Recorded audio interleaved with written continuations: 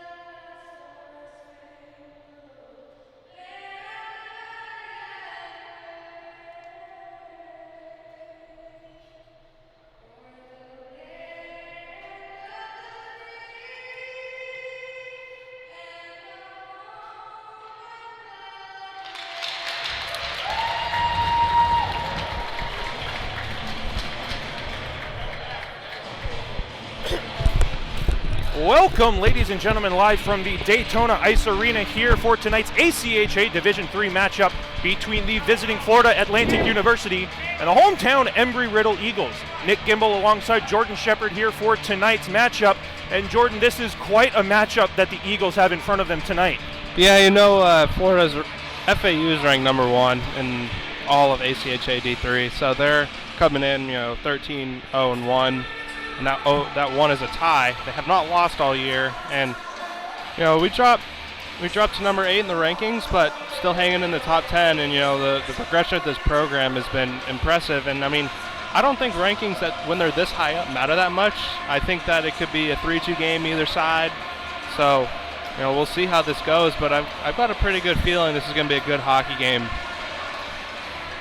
Florida Atlantic University will be moving left to right across the ice surface in their road navy blue uniforms with a bright red trim along the shoulders going down to their gloves, with some white trim along the elbow pads and waist of the uniforms. Red, white, and blue socks, blue pants, and red helmets in that left to right direction. Sean Williams, a perfect 5-0 record on the season, 2.12 goals against average, .914 save percentage, starting in goal for the Owls. Max Minervini gets the start for Embry-Riddle. He is a 2-6 record as the top line for Embry-Riddle is buzzing here, and a shot goes right into the midsection of Williams. He does not give up a rebound as a makeshift top line of Brantley Miller, Adrian Deborah, and David Lytle get the start for Embry-Riddle. Yeah, Ryan Marks is he's coming. I don't know when, but he's coming. And it's pretty impressive with Sean Williams' record. I think it has to be the goalie pads. A Florida Panthers emblem separated by the two pads as Brantley Miller sends a high-rising shot over the crossbar. Adrian Deborah comes in on the forecheck as there is a hooking penalty called just 38 seconds into period number 1. That's Matthias Weir. He's second on the team. Wait, no, it's not. That is number 14, Jacob Friedman. That is only his third penalty all season, and it comes just 38 seconds into period 1. So instead of the number 2 scorer going to the box, the number 1 scorer. Jacob Friedman leads this Owls club with 50 points on the season, made up by 24 goals and 26 assists. So it's big for the Eagles if they can get something going here in this early power play. Jack Boken turns it over, and here come the Owls on a 2-on-1, but a great defensive play by Jack, and he thwarts the 2-on-1. Now Jack Boken sends a body into the way of Winokur, and now Winokur is holding down Jack back behind the play. Referees let him separate. No call comes from that as play continues on a basically 4-on-3 in the Eagles attacking zone, and now the Owls come back on another 2-on-1. Here comes Avers walking in, sends it to the near side for Winokur, and he couldn't get a handle on it. Bouncing puck settled down behind the net by Turner Kaufman, and here comes Adam Letarte. The speedy forward dumps it in around the boards to the far corner and gets it himself. 1:05 left here in the Eagles power play. Adam Letarte turns and fires, and a glove save is made by Williams.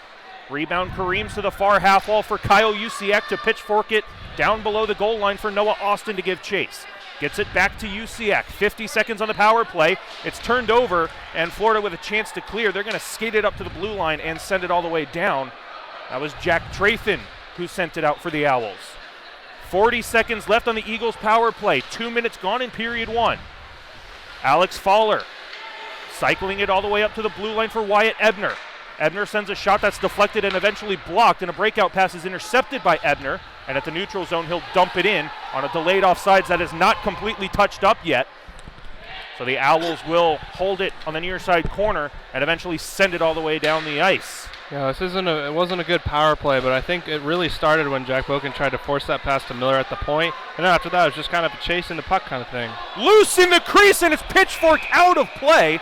The Owls should not be allowed to make a line change, as Brantley Miller sent that one into the crease, and the rebound had to be handled carefully by Clayton Cleveland, who sent it over the glass and out of play and out of danger with 3 seconds left in the Owls' penalty kill.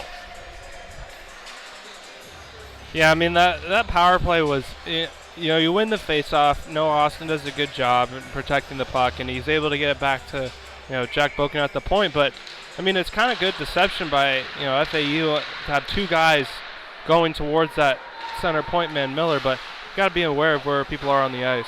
Glove down by Remy Hataw at the blue line. He gathers it himself to negate the hand pass, and the centering pass comes all the way up to the blue line. Big pinch from the Eagles defender on the far side. That was Bryce Corner who took punishment, keeping it at the blue line.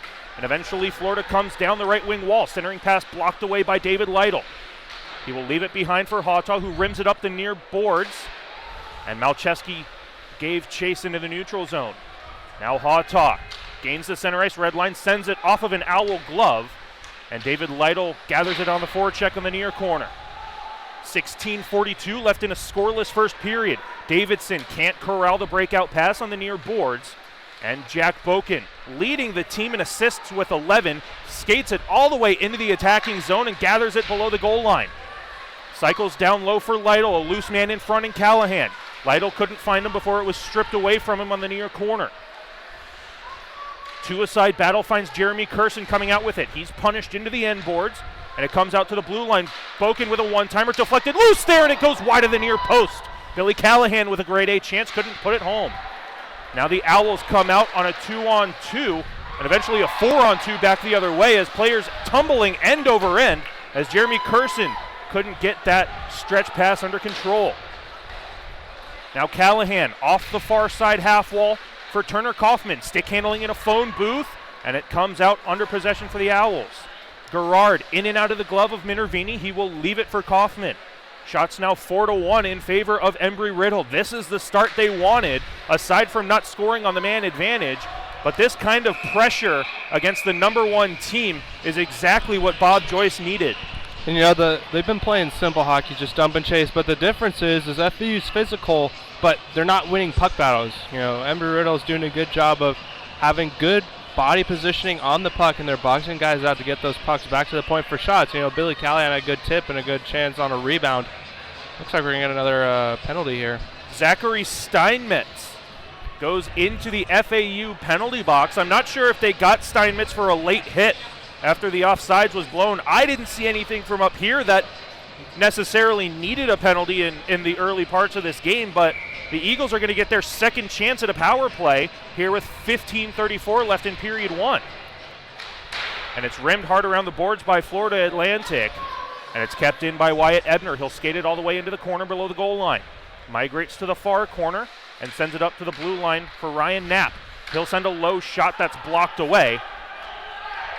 And Gerard will finish the job bouncing on goal. Minervini sticks it to the near corner. He will leave it for Ryan Knapp, who looks over his options, escapes back behind the safety of his own net. 30 seconds gone in the Eagles' second power play of the game. Scoreless first period, 5 minutes exactly gone here in the opening frame. And a poor power play breakout for the Eagles. Finally, Ryan Knapp is forced to dump it in behind the net, and the Eagles have to give chase, and they are unsuccessful in gathering possession in the attacking zone. Takes 50 seconds off the power play clock. Well, the thing is Ryan Knapp needs to make a decision to dump the puck in earlier. He had it at the red line, and it looked like he was going to skate it in, so everybody stopped at the blue line, and then he dumped it in, and everybody's stationary. You're not going to get to the puck first. Now Remy Hataw at the red line sends it off the padding of Williams, and the rebound sent all the way down the ice again. And 1 minute and 15 seconds gone in this power play that has had zero traction at all. Not a single shot has been had on the power play so far, and an errant breakout will send Embry-Riddle back into their defensive zone. Now Miles Davidson hard on the forecheck, forces the turnover. Nick Pica couldn't get a handle on it, so Alex Fowler brings it over the blue line. Sends a body in the way of Pica, dumping it into Brantley Miller's corner. And Florida Atlantic sends it off the backside of Pica and continued all the way out of the zone with 10 seconds left in the Embry-Riddle power play. Eagles escaping out the near side of their net. Bryce Corner had it deflect off of his stick, and it goes all the way back down the ice. Careening out in front allows Alex Fowler to migrate behind his own net.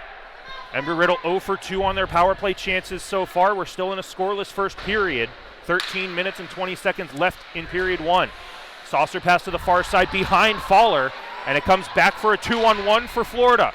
Looking for a centering pass, it's there! Big pad save by Max Minervini! Larson is pad save with the left leg, keeps it a scoreless game. It's huge. Too sloppy right now. And turning it over right in the slot is Bryce Corner, and now Remy Hawtaw is going to be taken off the ice for a tripping penalty because of it. Embry got lucky there. There's a wide open net, and he fired it over the net into the out of play, and somebody's down. I'm not able to see a number on the back of their uniform. Well, with 12:52 left in period number one, shots tied at 4, game tied at 0. Florida Atlantic is going to get their first crack at a power play. Embry-Riddle 0 for 2 on their chances. Bryce Corner. And that is Bryce Corner, who gets back to his knees. I'm not sure if he took a shot in the low slot or took a stick to the midsection. Either way, he is slow, but getting to the bench under his own power is a good sight. Well, this FAU team was rumored to come in and be very chippy. And it's been a chippy game. Both sides are throwing the body around, gritty puck battles in the corner, but it's all about who can sustain that, because that's going to wear down a team fast, and that's why winning puck battles, getting pucks out of your zone is so important, because being able to control puck possession with the other team exhausted is going to be the difference in this game, I think. Up to the blue line for Kaserman. Near side, Matthias Weir out of the Palm Beach Hawks junior program. Didn't have to go far for his collegiate commitment. And here's a shorthanded breakaway for Boken. Walks right in, forehand, and he couldn't put it home. Looks like he tried the no-shot move, and he is still battling hard down there. He comes out to the high slot with it, and he still maintains possession, and he is forced to dump it in. David Lytle was in front. And now David Lytle nearly taking a tripping or slashing penalty, but not enough for the referees to call. And this penalty kill unit for the Eagles is flying right now. It was kind of like a 2-on-0, and there's nothing wrong with taking it in yourself, but you got to take the shot. You got to give it at least a chance to go in. Kyle Kaserman, he's knocked on his backside by Wyatt Ebner as he entered the zone. Now Ebner keeping it in his feet on the near side corner, right where the Zamboni enters and exits the ice. So the ice along the boards is very chippy and very slanted towards the boards there. Finally, the Owls dig it out and move it to the far side corner. Jacob Friedman, the leading scorer for the Owls, gets it back up to the blue line for Kaserman. Sends it back again for Friedman. Out into the middle, and it's turned over again, and Silcox, not taking a chance, sends it all the way down the ice. Battling hard with Matthias Weir as the puck is nowhere near them as they both try to get to their bench. Well, the dangerous part about having a good, strong first half of the penalty kill is the guys don't get off the ice. Minervini with a poke check sends the puck to the far corner, and centering pass and a shot deflected over the net. 7 seconds left in an Eagles penalty kill. Owls with possession. Good cycle at the blue line. Left in the far side corner. Not an option at the blue line, so it's forced back behind the net. Back to 5-on-5 play. Owls 0 for 1 on their power play. 10:42 left in a scoreless first period. Kyle Usiak turns it over at the blue line. An unforced error, and Wyatt Ebner has to try to get it out again. Up the far side for Letarte. Long saucer pass finds Usiak working one-on-one, and he is unable to get around Clayton Cleveland. Sends it back for Hammer. And a shot and a good blocker saved by Minervini. Rebound Kareem's all the way out to the neutral zone. Usiak hard on the forecheck, and it goes into the Florida bench. 10:15 left in period one. Well, it was a good penalty kill by Embry-Riddle. What I was saying is, the danger of having a good first half of the PK when you're in their zone is guys don't get off the ice, and it's kind of like this mentality where, I haven't been in the zone, I've still got all this energy, but you're still using a lot of energy, and Lytle and Silcox were still out there for about a minute and a half, and they did a good job getting the puck out, because that's when things can go really south. You got tired penalty killers on the ice. Towards the end of a power play, it burn you. As we are halfway through this first period, Minervini will leave it behind the net for Remy Hawtaw, and he will turn it over on the near side half wall. Usiak bodies his man down to the ice, and a bouncing puck is kept at the blue line and dumped into the high slot. Hawtaw with the pitchfork off the backhand gets it into the Florida Atlantic zone. And Cleveland will just bring it right back in. Florida Atlantic wanting too many men, and they're going to get it. It's just a bad bounce. And this is an interpretation of the rule that I'm sure Bob Joyce is arguing. I've seen it called both ways. I'd say 60 to 70% of the time, too many men on the ice is only called when the extra attacker mid-change intentionally plays the puck. The other 40 to 30% of the time, the referee calls it whether or not it's intentional if that puck hits the sixth player on the ice, and that is what we see now. You know, it looked like he was pointing towards the far door where the defensemen get on, and I wonder if he just saw somebody over there. I mean, I think Adam Letarte was coming off the ice, and he had both feet off the ice, and he was in the door when they called it. I don't agree with the call. Like you said, it's an interpretation call, and it's one of those where it's just a big gray area. And I have no problem with that kind of interpretation called 10 minutes into the first period, but my big thing is it has to be consistent. There's been a lot of times this season where consistency has severely lacked, and this shot goes over the blocker hand, and Alex Winokur opens up the scoring for Florida Atlantic. You know, it's just kind of, it's all on off the rush, and it was Remy Atta makes a good play on the puck, but the puck bounces back out to the right, or to the left face-off dot, and it's a point-blank shot. I mean, there's not much that Max can do there. It's kind of a bad break, especially on kind of a bad break of a call. You know, it's up to the Eagles to see how they'll respond to this. 9:27 left in period number one. Florida Atlantic with a 1-0 lead after a power play goal from Alex Winokur. His 7th of the season. That puts him in the double digits in the points category, on top of his 3 assists as well. And that comes on Florida's 7th shot of the game. And Florida Atlantic is on a 7-shot streak. Embry-Riddle has not had a shot since probably the first 5 minutes of this game when they were flying off the hop. This is why FAU's another penalty coming And now up. Jeremy Curson with an untimely penalty. And there is that chippiness that you alluded to. It's whoever can sustain the chippiness without crossing that line. And Jeremy Curson got tied up with an owl in front of the penalty box area, and it costs him. And now Anthony Horner just gave the Riddle bench the waving goodbye. You know, that's not going to go over well. They're going to take note on who that is, especially Matt Silcox. This is a penalty you have to kill off. And the Owls are 1 for 1 on their power play chances. And this third one coming 9 minutes left in period one. The Owls already lead 1-0. Wyatt Ebner trying to steal it away, and he will send it off the body of David Lytle, and he will continue it up to the blue line, but not out. Over to the far side, and a quick shot wide of the near side post.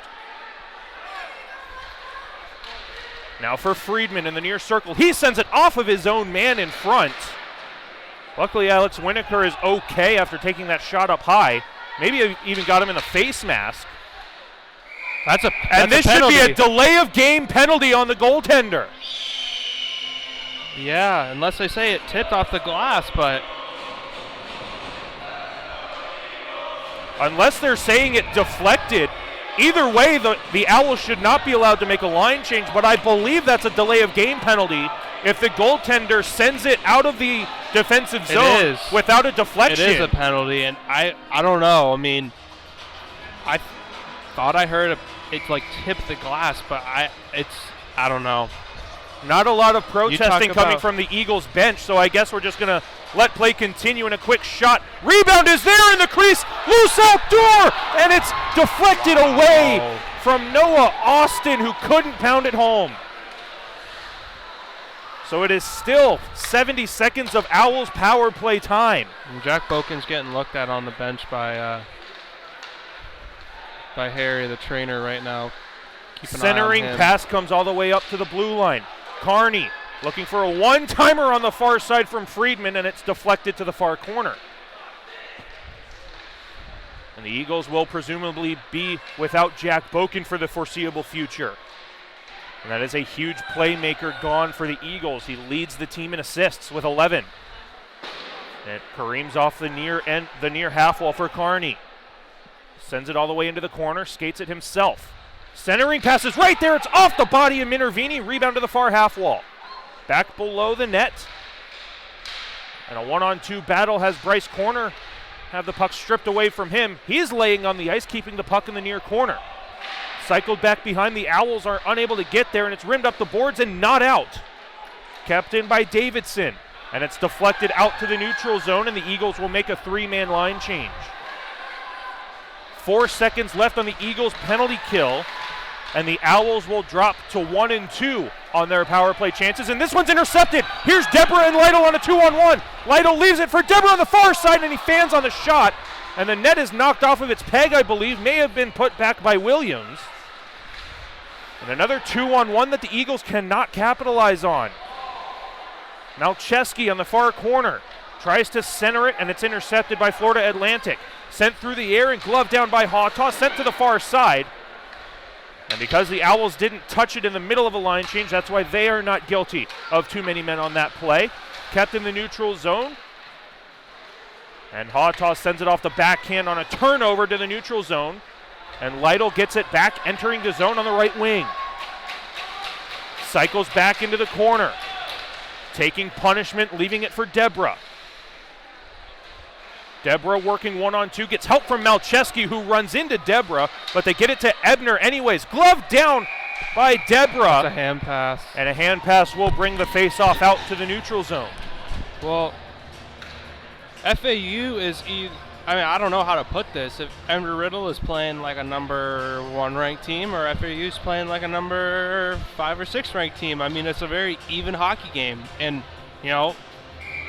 really goes to show how close all these top teams are, and it could be 2-1 FAU, could be 2-1 Embry-Riddle. It's been back and forth.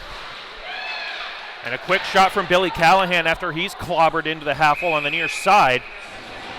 And now we have a penalty. I believe it is going to be against Miles Davidson. That is a 26 instead of a 20. Zachary Steinmetz gets his second penalty of the game. And a roughing penalty on that hit to Billy Callahan. It's good to see that they're calling it on both sides. You talked about consistency with the too many men. I think that ties into the lay game. I don't know. Maybe they don't know the rules because they just think over the glass has changed, but I don't know. It's good to see the roughing is consistent on both sides, though. And you mentioned earlier Embry-Riddle looking like a number 1 team or FAU looking like a 5 or 6 team. Embry-Riddle has not been heavily outscored in any of their games. 3 times this season as a shot gets deflected to the far corner. 3 different times this season against UCF and twice against University of Tampa. Those 3 games, they were only outscored by 3 as this one comes in to be covered by Williams. So that's their largest loss goal differential is a -3. And that just kind of goes to show, I was talking with Bob Joyce before the game, there was a time in this program where a loss by 5 was a success. Was a success. And now you're in a season where you've only lost by 3, and that's your largest goal deficit. Now the expectation is to win. Yeah. It's the program turnaround. And that's what he was, I talked to him a lot about it. He says the biggest thing is he goes in expecting to win every game. Even last year, he's just, if we can keep it a close game, give a good game, that's what we want. But, this team can win any game they play. And that's why there's such high expectations from him. Avers and Hawtaw getting into it at the blue line. Hawtaw keeps it in his body and keeps it at the blue line to the far corner, sent high off the glass and out of the zone. And Minervini will leave it behind for Hawtaw. 1:15 left in the Eagles' 3rd power play of this first period. And the Eagles have not found the back of the net. They have climbed the shot category, leading 9-8. Brantley Miller behind the net, takes a hip check, getting possession on the far corner. Up to the half wall, sends it back below the goal line for Kaufman. Turner will cycle it down low for Brantley Miller again. Miller up to the blue line for Hawtaw, keeps it at the blue line off the boards and sends it back to the half wall for Miller. Miller on the near side to the corner for Kaufman. Centering passes behind Miller, and the miscommunication sends the Eagles back to their defensive end. Minervini with a quick up finds Brantley Miller at the near blue line, and he will rim it off the glass and out into the netting, and I believe It should be in the zone. And we will see it did deflect off of the glass, but I believe they're going to bring it out saying that it was an unforced throw out. And the faceoff comes out to the neutral zone with half a minute left in the Eagles power play. Well, the thing is it's a forced pass by Turner Kaufman. He's got time on the half wall. Just hold on to it for that extra second. You know, you don't have to force any pass to the middle because chances are it's going to get broken up anyway. Eagles will have to set up from their own zone again with 15 seconds left on their third power play of this first period. FAU just giving the Eagles the neutral zone. And Wyatt Ebner comes down the left wing wall. Stops up below the goal line. 3 seconds until we're at even strength. Letarte to the far side. Toe drag by Colin Bridges. Gets it into the slot and a shot. They score! Wyatt Ebner, the one-timer in the slot, and we're tied at 1. Colin Bridges made that move look like it was nothing. And Wyatt Ebner starts this whole thing off. He does a good job protecting the puck with his body through the neutral zone. And then he does the right play. He goes to the net. And Colin Bridges is good as heads-up awareness. He knows that the penalty killer is coming at him with his head down. He just taps around and throws it to the net. That's all Wyatt Ebner on that play. And now it's turned over again. Here comes Noah Austin walking right in. Centering pass. Looking on the far side. Loose in the crease. And the Eagles can't pound it home. 3:35 left in period 1. We are tied at 1.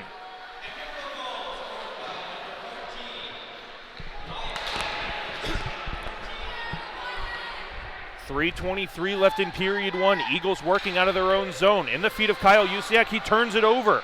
Back comes Hammer. And a good diving play by Hawtaw, forcing the play behind the net. Back out in front, Noah Austin. Stick handling to the far half wall. He's hooked on the play. That's a penalty to the Owls. Noah Austin stood up at the blue line. So the offsides will halt play, but a hooking call nonetheless coming to Florida Atlantic. Yeah, Embry Riddle came into this game with only 13.2% on the power play. You know, 1 for 3 tonight, and they've looked, ever since the first two, they've kind of adjusted to the more aggressive style neutral zone that FAU was giving them. I think on the third power play, they kind of gave up the neutral zone, like you said, and they scored on it. And you know, this team is so fast. If you give them any kind of space, they're going to take advantage of it, and that's exactly what they did. So we'll see, 1, how the power play responds to the PK, and 2, how the PK responds to the last power play. And I'll have to check at the intermission to see if that was in fact a power play goal by Ebner. It was either just as a penalty was expiring or had expired. Either way, that kind of play where I attribute it to the power play regardless, but it all counts into the stats. And a shot, they score! Not sure if it was deflected by Alex Fowler in front, but the shot from the blue line by Bryce Corner finds its way home, and the Eagles get a 2-1 lead. Faceoffs are important. Turner Kaufman wins this draw, and Alex Fowler goes to the net. Bryce Corner does a good job. He doesn't shoot it into the shin pads of the penalty killer. He waits the extra second, gets a shooting lane, and waits for traffic in front of the net. And Bryce Corner led the team through that handshake line, so I believe that is going to be his goal. I didn't hear a deflection from the stick of Fowler. So if that stands, that is Bryce's 4th goal of the season and 7th point. Now Adrian Deber has an outlet on the far side for Lytle. Lytle right in on an offside play, and the faceoff will come back near the Embry-Riddle blue line with 2:33 left in period 1. That sees Embry-Riddle leading 2-1. I don't know if that was offside. But you know, it's not, unfortunately, we don't have cameras on the blue line where you can challenge for offsides. So it's probably better to just make the call. What do you mean? We're all playing for the Stanley Cup here. Yeah, we are. Wyatt Ebner, we are back to 5-on-5 play after that power play goal. David Lytle sending an Owl dangerously into the boards. Lucky for him, that's not a penalty call. A dangerous play. He's getting the response that he, should expect. That was a little late and a little too far from the boards for comfort. And with an already chippy game, we'll see how that non-call changes things up a little bit physicality-wise with only 2 minutes left in the opening period, with Florida Atlantic trailing 2-1. Shots 11-9, also in favor. Now Wyatt Ebner's going to get taken on a holding penalty, I believe, as it's sent out in front. That's a makeup call. That's because they missed the call on Lytle. You know, you hate to see calls like that, but that's just kind of like a unwritten rule in officiating, in my opinion, and I don't necessarily agree with it. It's just kind of the way that it goes, and you don't always get away with everything, unfortunately. So with 1:49 left in period one, and Embry-Riddle leading 2-1, they're going to have to deal with a penalty kill, and they started off very well, sending it all the way down. Owls turn it over on the far side. Silcox in the far circle, and he is forced to send it behind. He's been good on the PK so far. Jeremy Curson hard on the forecheck, forces the pass through the crease, and the Owls will settle it through neutral ice. Skating right through all four white jerseys and walking in, shooting off the outside of the net was Shane Carney. You know, that was a change-up, and I think that fooled Minervini a little bit, but he did a good job having body positioning. But, you know, they got to take the body at the blue line. He was just able to walk around all the sticks. Now here's Carney again, stopping at the center ice red line, sends it far side for Friedman. He's met at the blue line by Bryce Corner, and he sends it all the way down. 50 seconds left in the opening period, 1 minute left in the Eagles' penalty kill. Backhanded off of a body and bouncing in the neutral zone. It's in the feet of Carney, and Turner Kaufman takes it away. Kaufman walking in on a shorthanded break, sends it to the near corner. And he's battled along the near half wall, gets it out to the neutral zone for Hawtaw, who sends it high off the short glass and all the way down. 26 seconds left in the opening period. Pika turns it over to Kaufman, who lost his stick on the body check. And Pika comes back 5 on. And I don't know how. It squirted out from the legs of Minervini. He had no clue where it was. And I believe that is Bryce Corner laying down on the goal line, preserving a 2-1 lead. And, you know, the thing is the last 10 seconds of a period are just as important as the first 10 seconds or any 10 seconds in a period. Goals before the period being over can be back-breaking, and they almost gave one up there. And with this one sent off the glass and all the way down, that brings us to an end of period number one. Embry-Riddle with a 2-1 lead against the number one team, Florida Atlantic University. And Jordan, what is going right for the Eagles right now? Well, the thing is they're winning puck battles, and FAU is, I don't know if they're playing their best, and Embry-Riddle is jumping on their mistakes.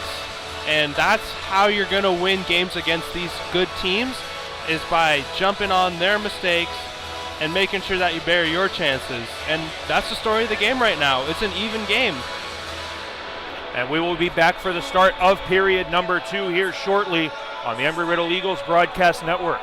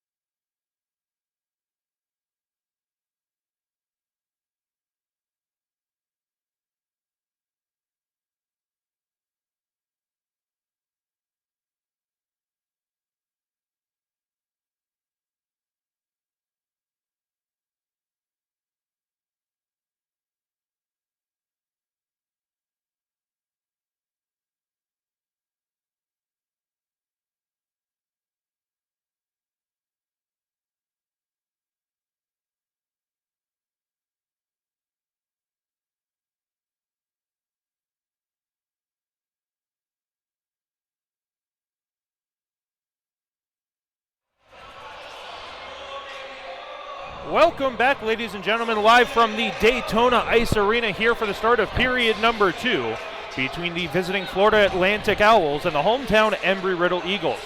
Once again, Nick Gimble joined by Jordan Shepard. Eagles leading 2-1 coming into this second period. Teams will switch ends. Eagles in their home white uniforms will be moving left to right. Owls in their road navy blue uniforms will be moving right to left. Minervini in the net for the Eagles, Williams in the net for the Owls, and Jordan, really a defining moment for the Eagles in that first 20 minutes of play. Well, the thing is one, they did it without their captain. Ryan Marks is here after coming from an ROTC event. He's here. One, they did it without their captain. Two, they were, for probably 2/3 of that period, the better team. And the fact that they're doing it against the number 1 ranked team in the country, pretty impressive. I did receive some info on Jack Boken and his injury. All he told me was it was a lower body injury, but he is playing the second period.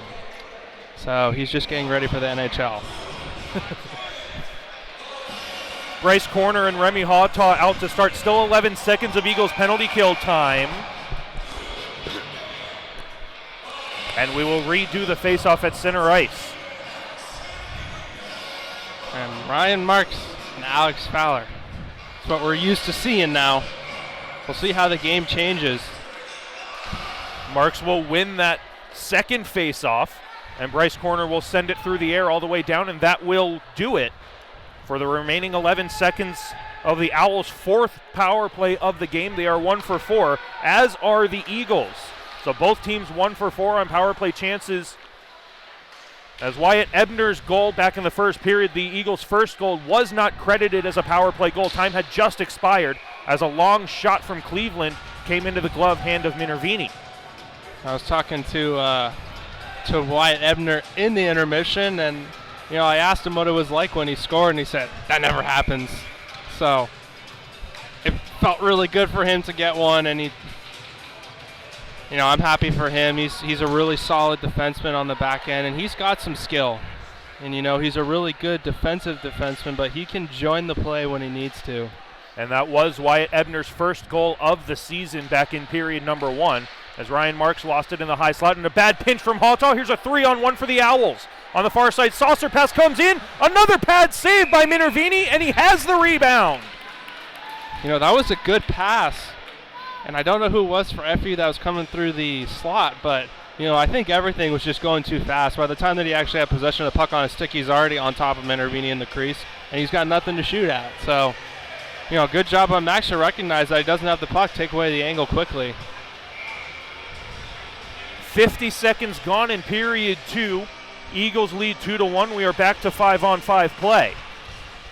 Eagles with another defensive zone faceoff win. It's from Noah Austin this time. Lost the handle coming out from below the goal line and sends it back behind the net. And there is Jack Boken. Good to see him back out on the ice. Near side for Letarte. Sends it into the middle, and Noah Austin had a handle on it, lifted his stick, and allowed it to come on an offside play. Delayed offsides is waved off, and back come the Eagles. Adam Letarte harassed from behind, turns it over, and a 3-on-2 for the Owls. Boken rides his man off into the boards. That's Hammer, who's harassing Boken from behind. No call from that. Are they calling a hook? Arms from the official, stay down. He put his arm up and then he put it back down. I don't know, maybe he was acting as a linesman. And now the Owls pick up the rebound off the pads of Minervini.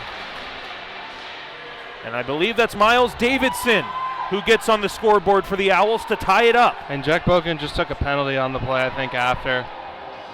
During the celebration, he gave the man a cross-check, and maybe not, he just went to the bench. He wasn't happy, and I saw that, he's going to the box. The ref's arm went up, and then it went back down, and I don't know if there's a high stick or something, but I've never seen his arm go up and then go back down. So this will put the Eagles behind the 8 ball to start period 2, giving up a big goal in the first minute and 34 seconds, tying the game at 2, and then going right back on the penalty kill. and the Owls will have possession. Carney gets it back on the D-to-D pass. That's Connors, excuse me. That's a 16 on the back of that jersey. Connors cycling below the goal line, and now a penalty against the Owls. Interference. Tried to block Wyatt Ebner. I know what that feels like. We're playing against UCF, and Ryan Marks had the puck in the corner. I'm not trying to give him a path. Ran into the guy, took an interference penalty. That's exactly what happened there. And so Miles Davidson, just as he plays hero, tying the game up, will negate the Owls' power play. Will skate 4 aside for 1 minute and 53 seconds of play. We'll see what happens here. Ryan Marks not on the ice. We got Kaufman and Curson up front with Ebner and Knapp at the blue line. 18-18 left in period 2. Ryan Knapp steps up and a shot gets blocked away, and it's gloved down by the Owls. They come out on a 3-on-2. Over to the far side for Pika. Pika looking for a drop pass. He takes the shot instead, and Minervini not happy with the stick that came in. He gave him a shot. And no, yeah, act like you're innocent. No, that's just, sometimes the puck seems loose, so you kind of poke at it. I know as a player, sometimes, you look like you're a bad guy, and sometimes the goalie just doesn't handle the puck, and you're the only one that sees it's loose. No penalties come from that. The slash from Horner that came on Minervini, and Minervini with the swipe back at Horner. We stay 4 aside. Owls with it in the attacking zone. Pika up to the far half wall, sends it back below the goal line. It's through his man, and Wyatt Ebner reverses back to the far side. Hammer the intended target on that pass. Turn it over to the Eagles. Ryan Knapp from his own side of center ice sends it on goal. Strategic. And Sean Williams is forced to cover it up. And it'll bring a face-off on the near side circle in Owls territory. One thing as of right now I was thinking about is the face-offs Embry-Riddle's been pretty good at. And I don't know if we keep track of face-offs. I don't know. I feel like Embry-Riddle would be on the positive side of face-offs. And especially with all the defensive zone face-offs and the penalty kills and the power play goals that they got. That shows how important they are. Geometric pass finds Matthias Weir, and his shot goes into the midsection of Minervini, who hangs on for a whistle. That's just a good heads-up play by the defenseman, and he sees Weir coming in, and he banks it off the boards. And with the boards in Daytona being as wacky as they are, you really don't know what to expect, and it kind of worked out really well there. Battle for the loose puck at the top of the circle, and the Eagles have their own 3-on-2. David Lytle cutting into the center. Looking over his options, skates down the left wing. No passes had, maintains possession, centers it, and no one was home. And it goes all the way back down. No icing as it went off the stick of David Lytle. 38 seconds of 4-on-4 play. It is Remy Hawtaw. Did not gain center ice. Icing is waved off as Deborah gets to the dots first. Play continues on the far corner. Up to the blue line. Hawtaw, his shot gets through on a deflection, and a pad save is made by Williams. Lytle had it pop up in the air, and it cannot be kept at the blue line. Now a one-on-one back the other way. Matthias Weir against Bryce Corner. Corner keeps his man to the outside. Turned over, pad save by Minervini on the turnover. Unbelievable pad save by the Embry-Riddle netminder. It hit a body in front, and it went right onto the waiting stick of Friedman, the leading goal scorer for the Owls. If you're going to turn it over to someone in the low slot, don't turn it over to Friedman. David Lytle does a really good job on this back check. Hawtaw thinks he can poke the puck through his skates at the FAU blue line. Doesn't get by, but David Lytle does a good job eliminating that 2-on-1 and basically making it a 1-on-1 with a weak shot on net. Eagles dealing with some forecheck in their own zone. Eagles back on the power play only for about 3 seconds or so as Ryan Marks gets it out to the neutral zone. Both teams unsuccessful in their first power play chances as Brantley Miller sends a slap shot right off of an Owl defender. 16:07 left in period number 2. We are tied at 2. And this one will go all the way down the ice, and Wyatt Ebner wins the race to the dots to force the icing call with 15:59 left in period 2. this is really this is where the game can really change. You had some penalties early on. The game kind of slowed down a little bit. Now we're back to 5-on-5 hockey, and that's where the majority of the action in the last period came. So we'll see if this game kind of trends that way, or maybe it slows down a little bit. Maybe the refs will tighten up. We'll see. Alex Fowler had that one go through him. Now a partial 2-on-1. Connors down the near side. His shot. Pad saved by Minervini. Rebound corralled behind the goal line. And it's sent out to the neutral zone. Minervini with numerous pad saves, keeping the Eagles in this game. Well, that was all. Ryan Marks was back checking, and he told Ebner, go take the shot away, because he was in a good position to take that pass, and that's why he had to take the fourth shot. Now Brantley Miller hard on goal, just as I believe it was it was Anthony Horner who gave the slash to Minervini just a few moments ago.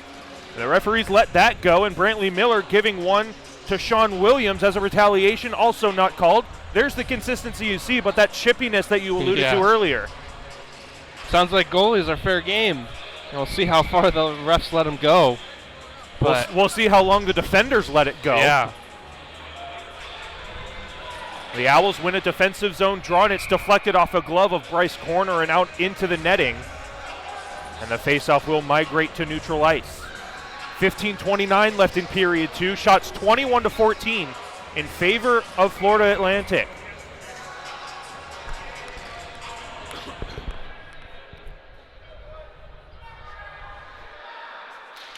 And the Owls with another faceoff win. D-to-D pass to the far side. It deflects off of an Embry-Riddle skate. And Minervini comes out of his net to play that puck around the far boards. Remy Halataw doing what he does best. Bodies his winger on the far side. And an offside play, just a little late on that whistle. Bringing an offside call with 15:12 left in period 2. And Anthony Galante doesn't like that call on the bench. The thing is it was played really well by FAU's defensemen at the blue line. They forced Letarte to have to cut across the blue line.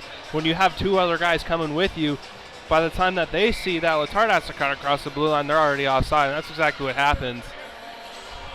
And just about 5 minutes gone here in period number 2. This is the first time these two teams have seen each other all season, so you got to assume that feeling out process is over.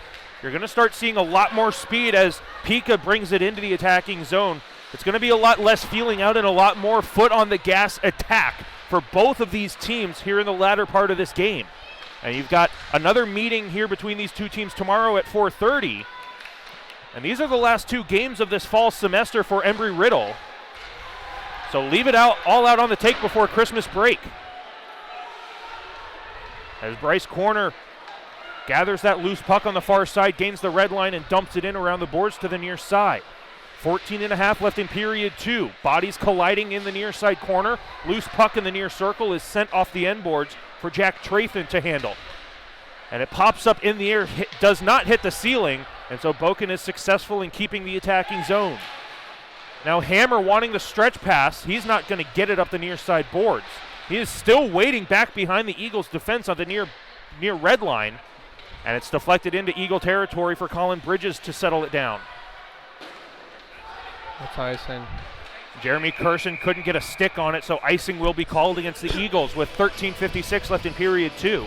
One thing Bob Joyce talked about in the intermission was defensive zone and making sure you're making the right play and getting the puck out. And you kind of see it there earlier where Turner Kaufman, the winger, is out in the neutral zone trying to fly on the breakout pass, and it ends up leaving the point man wide open. And those are the little things that he talked about. I don't know why they blew that whistle. The captain for the Owls, Clayton Cleveland, was still over at the Florida Atlantic bench. Turner Kaufman won the second. Colin Bridges is going to pick up the 2 minutes, but I didn't see much of a trip there. And he told him, he said, I pushed him, and, I don't know. But which game, is there a game when we're not talking about, questionable penalty calls on either team? And they're giving it to Turner Kaufman. Mixed up the 1 and the 13 with the 3, I guess. Turner Kaufman was in the far corner when that play happened. So Colin Bridges goes out unscathed. But you lose one of your leading goal scorers for this penalty kill. Now David Lytle using his speed, coming in shorthanded. He's tripped up on the play. No call comes from that. David Lytle with a nearly clear-cut breakaway. And a diving defender knocks Lytle off of his feet. And the Owls maintain their 5-on-4 power play. And another one of those questionable, not clear-cut plays. Again, we've seen it called both ways. A diving defender should not be allowed to take out the legs of the attacker. Some referees will see it as a clean body check if they get the puck first. But regardless, David Lytle was thwarted of a clear scoring chance. Big collision on the near half wall. That's Matt Silcox laying the body. But back come the Owls. Up into the high slot. It's deflected away, and the Eagles run into each other. Ryan Marks would have had a 2-on-1 with Silcox if they had kept their heads up.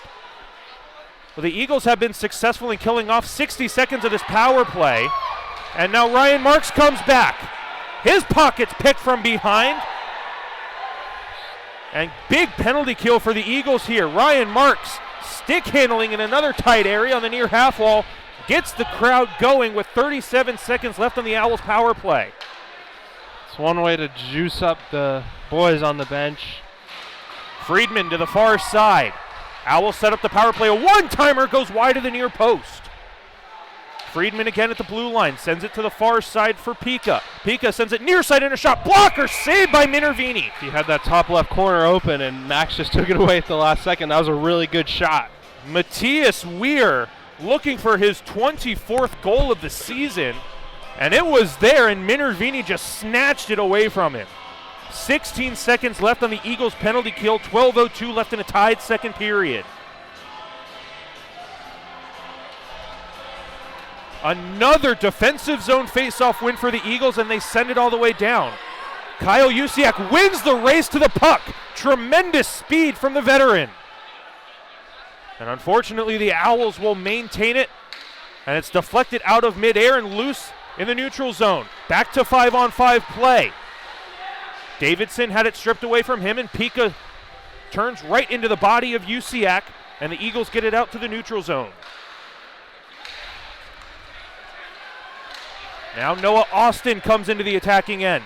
Sends it to the far side, and a backhander is blockered down. Excellent play from Malcheski even to get that shot off. Corner with a shot right into the logo of Williams. He does not yield a rebound. You know, one thing that Williams has been, he's 5-0 on the year, is he's got a quick chest. You know, we saw that with Bryce Corner shooting it. But it was a good play by him to hold the puck on the line, because he has to cup that puck on his blade, but so that doesn't come out of the zone, and then he makes a nice move around the diving defender's stick, and there's traffic in front of the net. That's a really good play. Crazy bounce off the Daytona boards. Allows the Owls to come out to the neutral zone, but that's as far as they get before Jusiak and Corner turn it back the other way. 11:06 left in period 2. We are tied at 2. Regroup into the Eagles' defensive zone. Off the near side boards, turned right back over to Trathan. He will give it right back to Noah Austin. It's in his feet, and he'll dump it around the boards. Trathan unable to handle it off the boards on a rolling puck, and it's battled for along the far half wall. Pops out for Kaufman, but it's left there, and the Owls come out on another partial 2-on-1. Near side backhander goes well wide of the far side. The Eagles desperately trying to get out of their own zone. Bryce Corner cycles right back into his defensive end. Off the far side boards for Hawtaw, and it's not deflected, and the Eagles take an unnecessary icing penalty with 10:17 left in period 2. Shots 22-17 in favor of the visitors. Well, this game's really tightened up since the beginning of the period with FAU out shooting Embry-Riddle 7-3 to start the period. Thing is we're not even halfway through the period yet. It's been a slow but back and forth period at the same time. Kaufman and Hawtaw battle for it. It pops up to the blue line.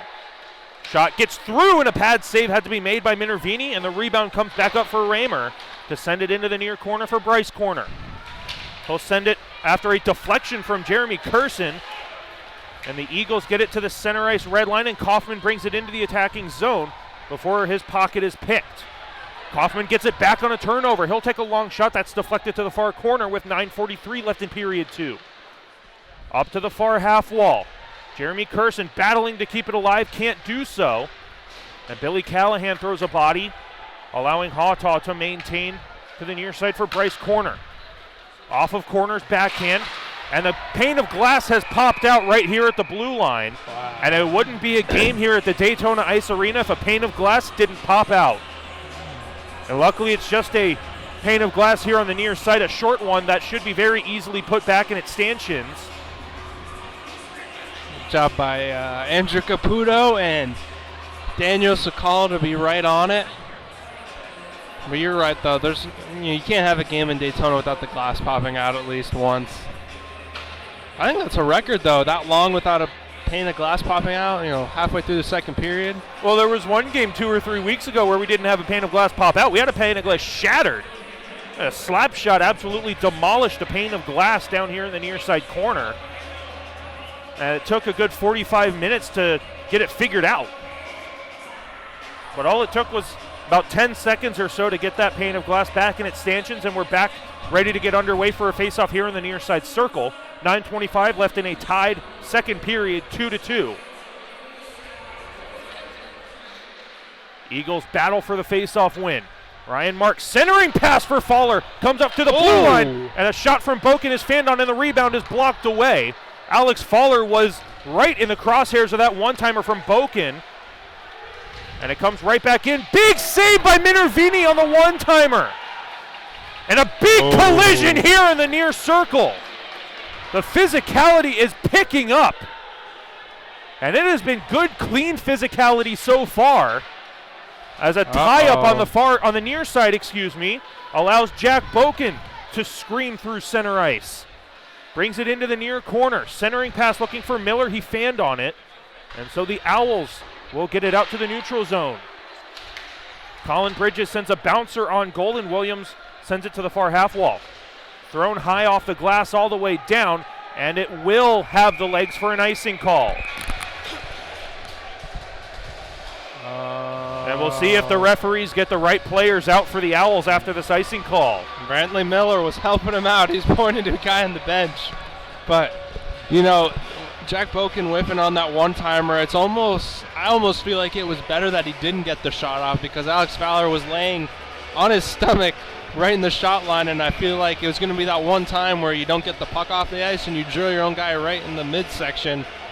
I was watching Alex Fowler in the slot. I thought he was injured because he just turtled and wouldn't get up, and then I realized Boken was winding up for a one-timer, and Alex Fowler got back up after he realized that Boken fanned on the one-timer. But as you said, almost better that Boken didn't get that shot off, because less of a chance for Alex Fowler to get absolutely obliterated by that one-timer.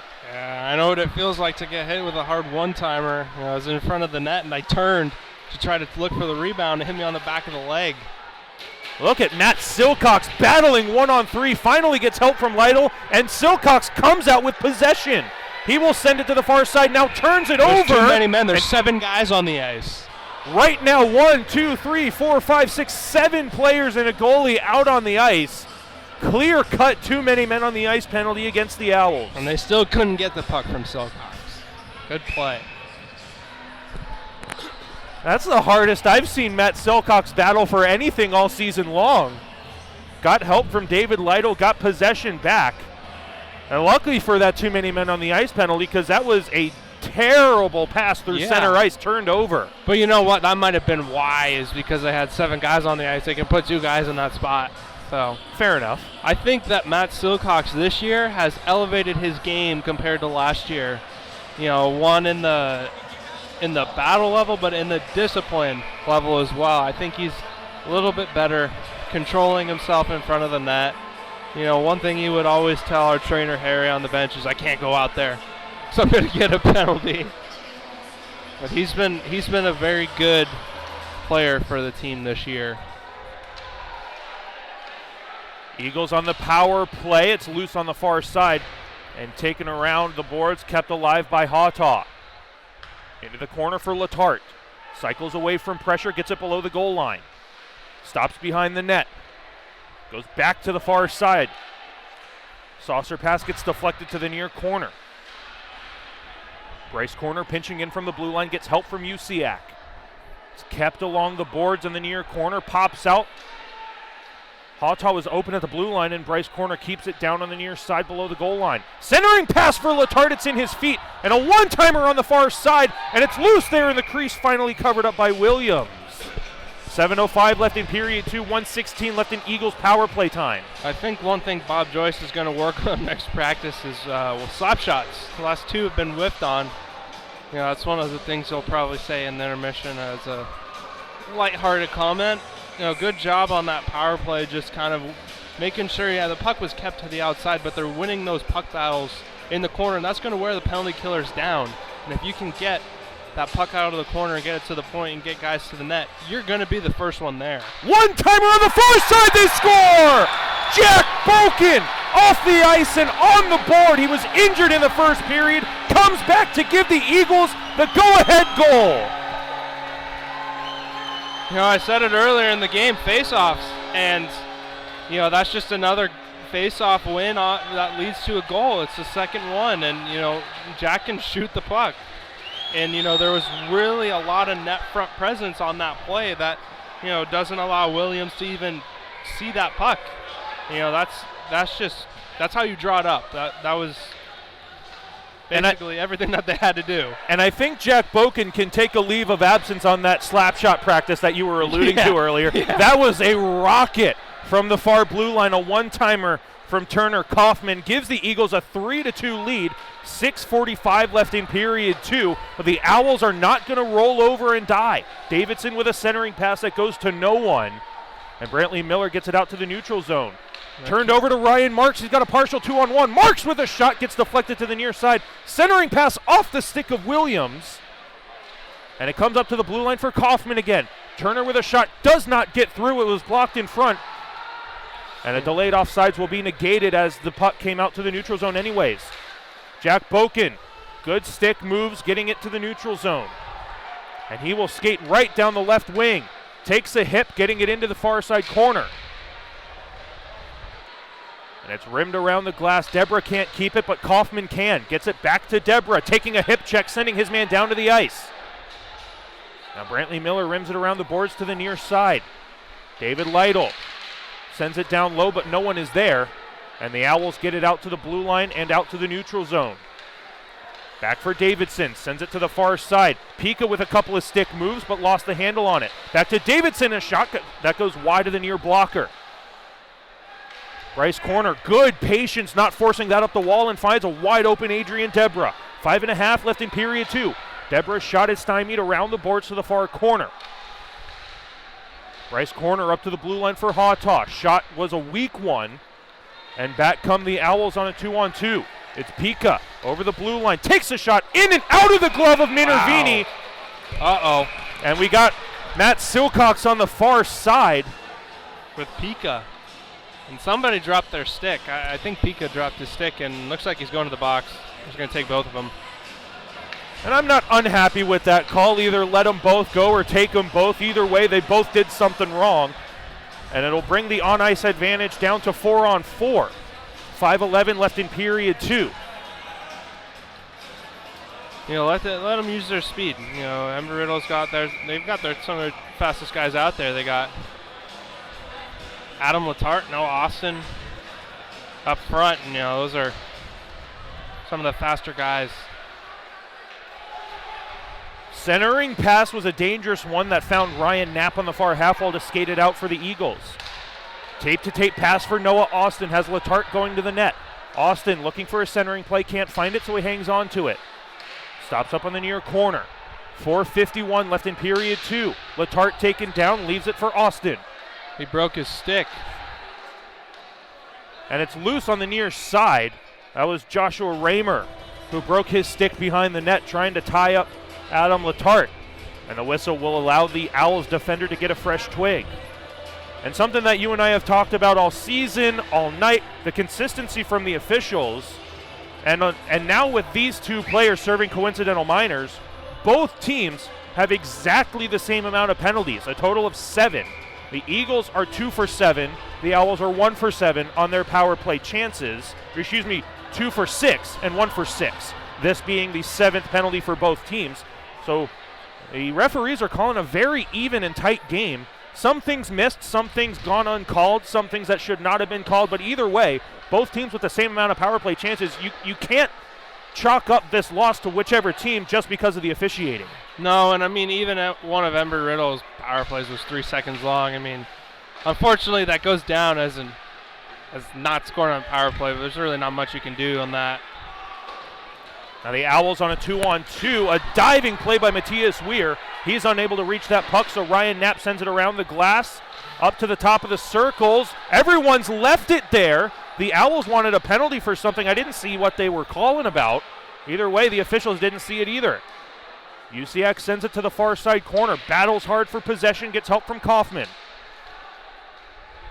And now the Owls are able to bring it out of the zone, off of the skate of Matthias Weir, and he will touch it for speed for Friedman. His shot in and out of the glove of Minervini. Wow. Rebound is there, and Minervini needs to get that glove under control or the Owls are going to take advantage of a rebound.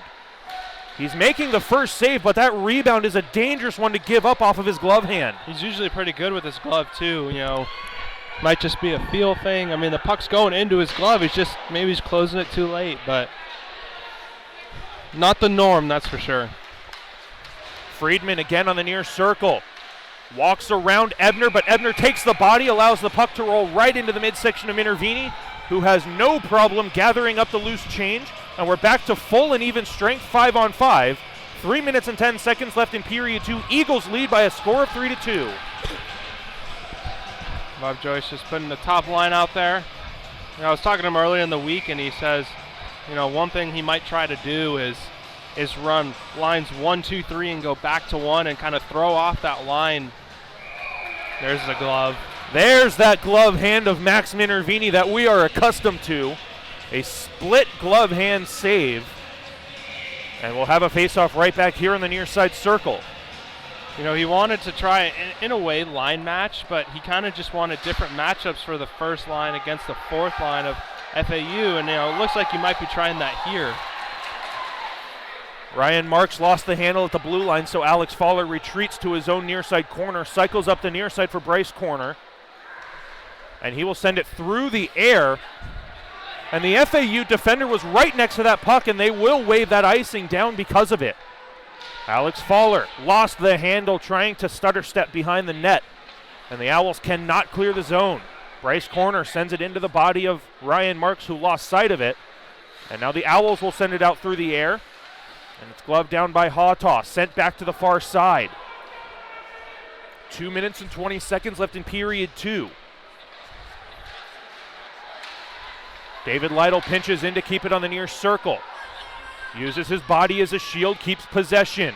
Centering pass was forced to Malcheski, but Lytle gets it back. It pops out for Florida Atlantic to rim it around to the near side corner. We've hit the 2-minute warning here in period number 2, under 2 minutes to go. Still a 3-2 lead for Embry-Riddle. Shots 30-24 in favor of Florida Atlantic. And it pops out for the Owls to maintain possession behind their own net. Now Bryce Corner's tripped up behind the play right in front of the officials. He's going to let play continue. And icing will not be called as Lytle sends his man into the boards with 1:33 left in period 2. 1-on-2 battle works out for the Eagles as Bryce Corner pops out with the puck on the far side and turns it right over. Up to the blue line for Connors. He'll take a shot wide of the near side post. Popped up by Trathan for Pika. He'll send it to the far side, gets deflected to the far half wall. Bryce Corner taking time, looking over his options, and he takes a body, getting it out to the neutral zone. Trathan off the near boards, gives it right to Malcheski. He'll send it off the body of Trathan, and the Owls come right back to neutral ice. 60 seconds to go. Now Bryce Corner's going to get taken for a tripping penalty. Now Hammer has to get taken for an extra penalty there. You know, he stuck his knee out, and that's why there's such a big crowd, is because, you know, he wants to stick up for his teammate. And Bryce Corner knows exactly what he did. He's not arguing the call. He tried to extend his body out and instead extended his leg out. A very dangerous play. Unfortunate that Bryce Corner clipped the Owls player. But in my opinion, Hammer coming in late like that, I understand sticking up for your teammate, but drawing a crowd, instigating something like that, I believe, yes, the Eagles should be on the penalty kill from this. Give Corner an extra 2 minutes, but give Hammer 2 minutes for trying to start an extra scrum. Yeah, and that's really the gray area is, you know, you kind of go, I understand if you're sticking up for your teammates. Sometimes it's just, you know, you want to kind of send a message. But, yeah, it could go either way. I mean, it should either you take just one penalty, you give them roughing penalties, but, you know, it's just kind of a, you know, they're going to throw him out of the game. Probably a 5 in game for kneeing. And I think... And it's hard to argue that call. It was a dangerous play. 5 minutes is up on the board. So Bryce Corner's night is done. And he gave the hand signal to Andrew Caputo down there getting off the ice. It is a kneeing penalty officially, not going to be tripping penalty. If they were going to give him a tripping penalty, there's no room in the rule book for a 5-minute major. No. And I think that's what Bob Joyce is arguing, that it wasn't necessarily a knee-on-knee collision, more so than it was shin-on-shin or ankle-on-ankle, but really not much to argue there. Bryce Corner sticks his leg out, takes down the Owls defender. It's such a gray area, and, you know, he stuck his leg out, and I think what happened was he got knocked down on you know, clearing that puck neutral, and like you said, he probably just wanted to, you know, kind of keep the physicality up, you know, let the guy know you're not going to throw me around anymore. It's just an unfortunate play, and, you know, it's warranted 5 in a game. It's just a matter of, you know, now what matters is how the Eagles respond. They've been carrying the period for the most part, but they got 5 minutes to kill in a 3-2 game, and, you know, if they give up a goal on this power play, it's not going to go away. And here is the interesting thing about 5-minute major penalties. In an instance that we just saw where Bryce Corner gets the extra game misconduct and leaves the game, that offending team does not have to put a player in the penalty box right away. But if there is no player in the penalty box at the end of that 5 minutes, no player can come out from the bench. So with only 57 seconds left in period 2, Bob Joyce doing the smart thing, not putting anybody in the penalty box to serve that 5 minutes. He will most likely put someone in the penalty box as this one hits off the face mask of Minervini from the stick of Friedman and out into the netting.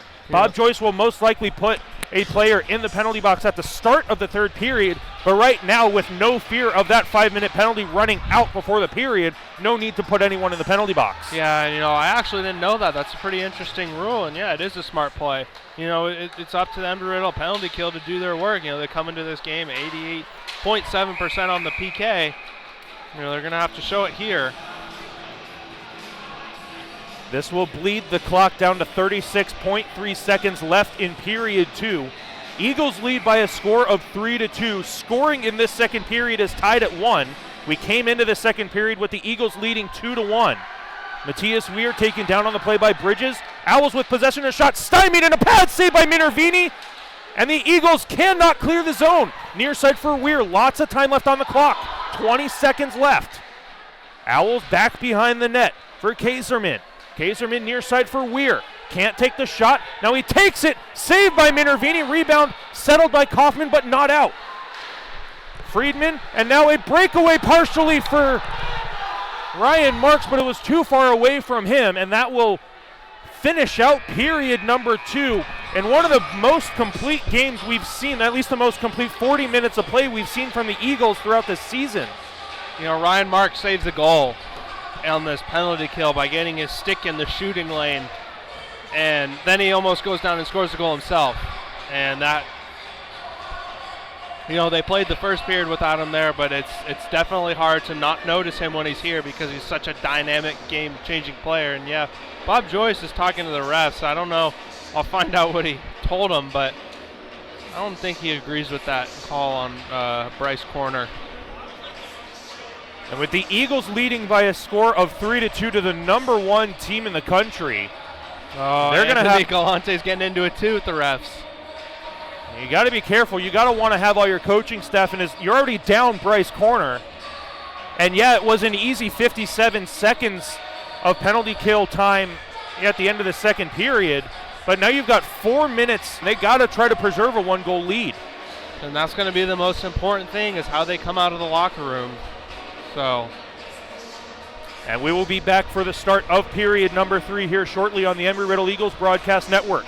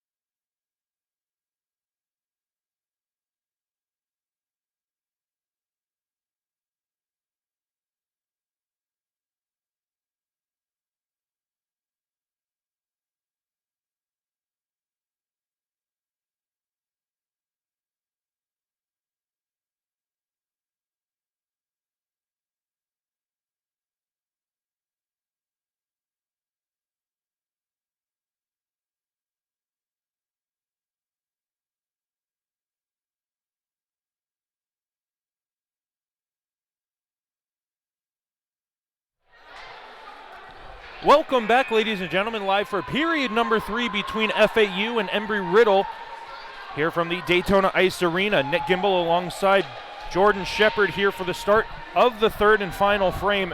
And Jordan, what does Embry-Riddle have to do aside from killing off the remainder of this major penalty to retain a 3-2 lead? Play simple hockey.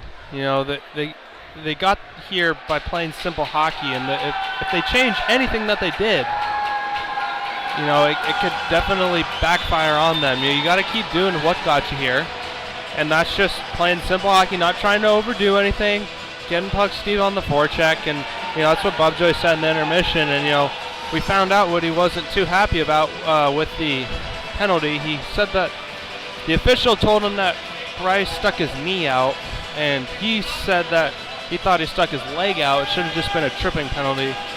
He wasn't too happy with it, but you know they killed off almost a minute of this penalty kill, and you know they're just gonna have to stay simple, and you know we got to make sure that they're not staying out there too long on this penalty kill, because it can burn them. It'll seem like it's never ending, and that's, as a player, you know you watch them move the puck around the offensive zone for what seems like 2 or 3 minutes, and it's only a minute, and it's like, wow, there's still 3 minutes left on this penalty kill. So really the big things are just keeping it simple and making sure that they're taking short shifts, not getting themselves worn out, because they've taken advantage of FAU's mistakes, and that's what these good teams are going to do. They're going to jump on you for your mistakes. So if they can eliminate those mistakes based on being out there for too long, they got a really good chance to win this game. And experience is going to be a big thing for Embry-Riddle that I believe they're going to have the advantage of. If we take a look at the schedules for both of these teams, the last 6 games, Embry-Riddle has not had a higher goal deficit than 3 goals, aside from their win against Lynn University here at home. They lost to University of Tampa 2-5. They beat Tampa 4-3.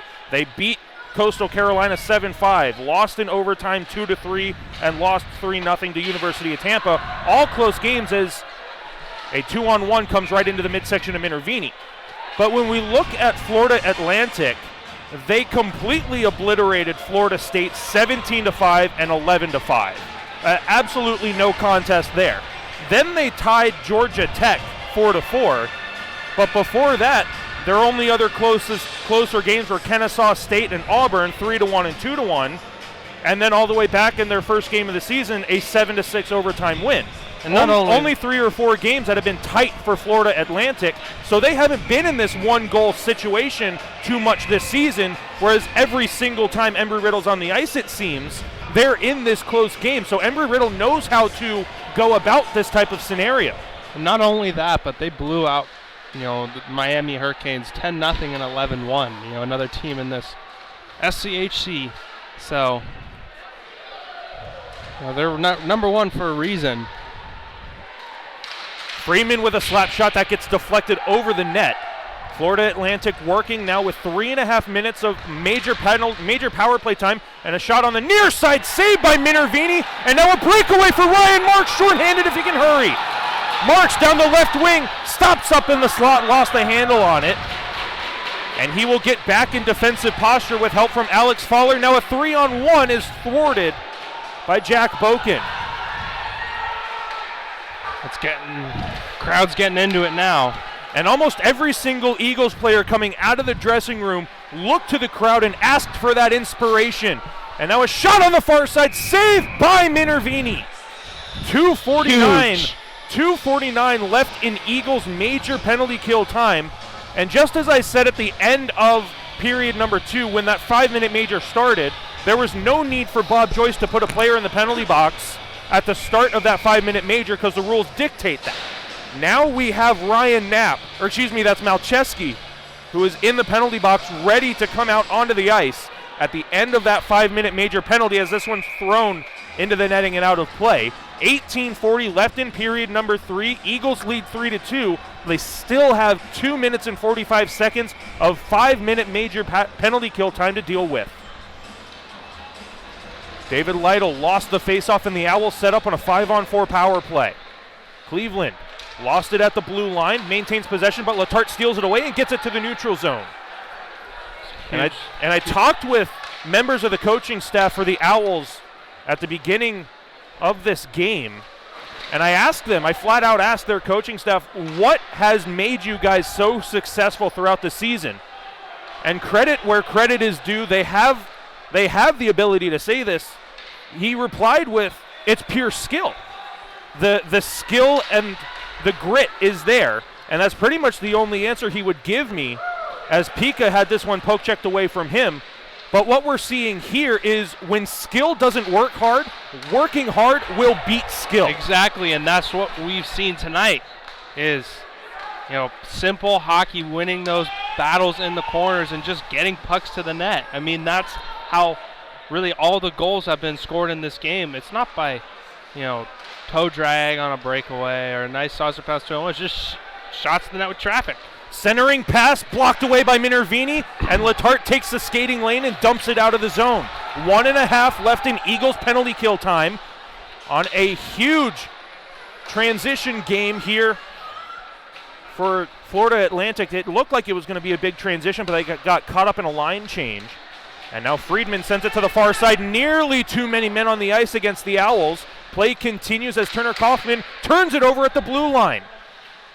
Saucer pass up to the high slot. Friedman with a shot into the chest protector of Minervini. Huge save. No rebound given up. That's a bad turnover at the blue line, and it's kind of like that weird moment where you think you have that extra second because it's a transition play, but you got to remember you're on the penalty kill and you're outnumbered. And I think that's what happened with Kaufman there. He kind of thought he had that extra second, but it was good forechecking by FAU, and they almost took advantage of that mistake. Players calling for that puck to be tossed out as a shot goes wide of the far post. It deflected off the glass, and players on the ice thought it hit the netting out of play, but play continues, and a checking from behind penalty is going to come to Remy Hawtaw. Absolutely destroyed an Owl player head first into the boards, but he is back up and on his feet. And the Eagles will touch up. And Remy Hawtaw will get a boarding penalty. 2 minutes. Says the official, just 2 fingers shown. And now that is the second defender for Embry-Riddle that they will be without. Remy Hawtaw. And you get that play in the corner, and sometimes you think that the guy's actually closer to the boards, and you just want to pin him up against the wall and take the puck away. And it's kind of like a exciting moment for a defender to be able to pin a guy up against the boards and take the puck away. You just needed to wait that extra half second. And another interesting scenario. Obviously, us as Eagles broadcasters and fans don't want to see this happen, but if FAU were to score in the next 35 seconds, then the 2-minute boarding penalty to Hawtaw would be the penalty that expires, because a 5-minute major cannot expire due to a goal. And the Eagles are able to get it out into the neutral zone with 23 seconds on that 5-on-3 penalty kill. So, quite honestly, if I'm Florida Atlantic, I'm killing off the next 15 seconds, waiting for the 5-on-4, and a huge collision! Jack Boken demolishes Matthias Weir, and the puck is cleared all the way down. And that's a smart play by Ryan Marks. He's standing in his right corner, or in his left corner, and nobody's coming on him, so he's just going to hold on that puck and kill some more time. In front, it's blocked away. One-timer deflected up by Jeremy Curson. And this is exactly what I was alluding to. When skill does not work hard, working hard will beat skill. There is no skill needed for Jeremy Curson to lay his body on the line and block that shot up into the netting. Yeah, exactly, and that's really, it's hard work right now that is holding the Eagles in this game right now. And the thing is, as soon as they take their foot off the gas pedal, it could get bad really fast. And they've done a really good job of staying, hard but simple hockey. And that's something that they got to keep doing for the next minute. 60 seconds of Florida Atlantic 5-on-4 power play time. The 5-minute major had expired, and a point-blank save by Minervini again.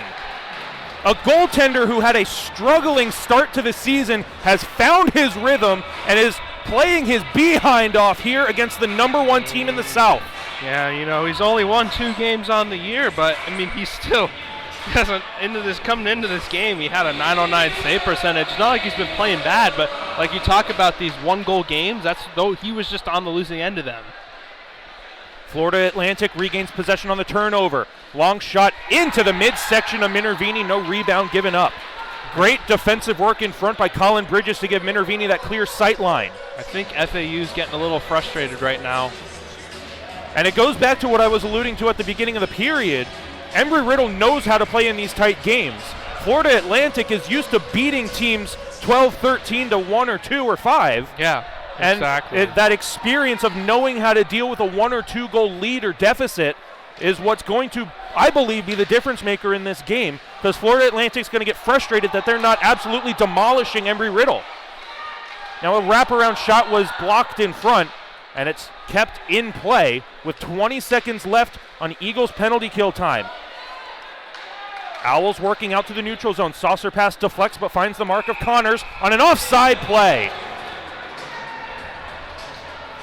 And the Owls bench is up in arms, and this is what I personally do not like as this specific three-man officiating system. You've got 2 orange banders and 1 linesman. The linesman's only job is to call offsides, too many men on the ice, high stickings, and offsides. And then icings, I don't know if I said that before, but icings, offsides, high sticks, too many men, hand pass, those kind of things, non-penalty plays. But the orange banders have the right to call anything and everything. That includes offsides and icings. In my opinion, the linesman on the far side of the ice near the Embry-Riddle bench had a beautiful sight line to that offsides play. He did not make a signal to blow down that offsides play. It was the orange bander who blew that play offsides. That is what the Owls are up in arms about. Luckily for the Eagles, it stopped play and stopped the rush, and the Eagles are now back to full and even strength. They have killed off 7 minutes of power play time at the start of this period. And yeah, you talk about the officials, and yeah, it's new. They call it the modified 3-man, and Adrian Deborah's got to win this race to the dots, and he does. Adrian Deborah works his backside off to win the race to the dots and negates icing. Play continues with 14 minutes left in period 3.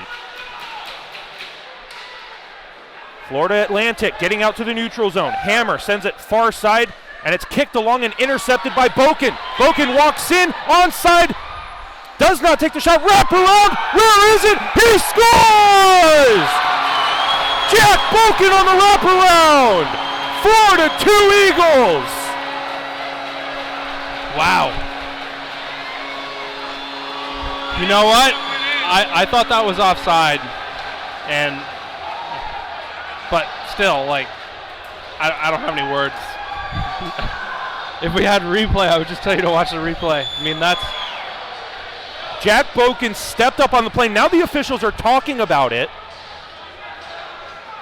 And they will drop the puck at center ice. So the goal will stand. The FAU bench, along with you, I thought it was very close regardless of whether it's offside or not. It was very close. Benefit to the home team, I guess. A 4-2 lead for the Eagles. And the Owls want a tripping penalty on Marks. They're not going to get it. Miller with a shot right into the logo of Williams. He hangs on. You know, like I said earlier, we don't have the blue line cameras and offside challenge, and unfortunately for FAU, they don't get to take advantage of that replay, but it was close, and we had a close call in the game earlier. It's just, it's the human error effect of officiating. You know, sometimes you're going to go their way, sometimes you're not. Hawtaw had a shot that got blocked to the near side corner. A centering pass from the near side will be covered up by Williams. A 4-2 lead for Embry-Riddle. 13:22 left in period number 3.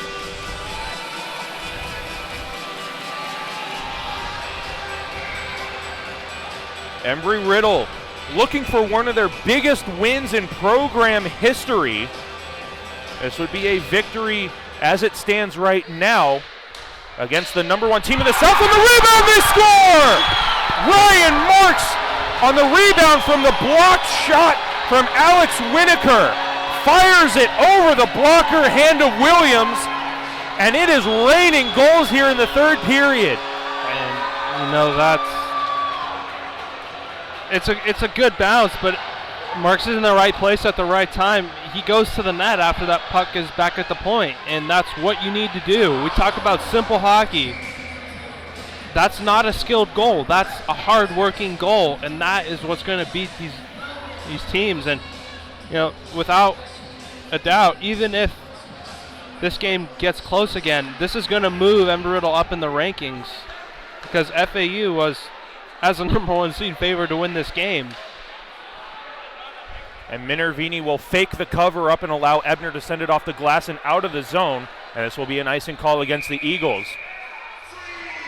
And now we've got a little bit of extracurriculars in front of the FAU net. As Cleveland and Brantley Miller got together, they separate and migrate down to the faceoff in the Embry-Riddle zone. But you talk about how crazy these Embry-Riddle games have been. Let's just take a look at how crazy the past 7 minutes have been.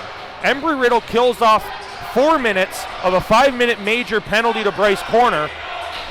And inside of that 4 minute of the major penalty was about 35 seconds of 5-on-3 penalty kill time, and then killed off the remaining minute and 30 seconds of 5-on-4 penalty kill time, and that should be interference right there. And finally it's called. Brantley Miller's got to be smart.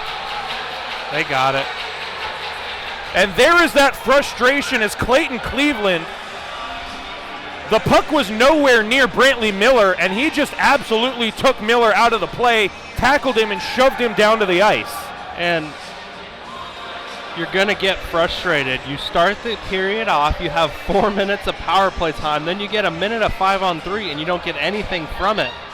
And then you get 2 goals scored on you. This is what hard work's going to do to a team. And I'm not going to say that it's the wrong mentality for FAU's head coach, Scott Anderson, to say that they've gotten here purely on skill, but you can beat skill, and you just got to make sure that you're working hard with it, and that's all Embry-Riddle's done this game is work hard. They knew how good FAU coming into this game was.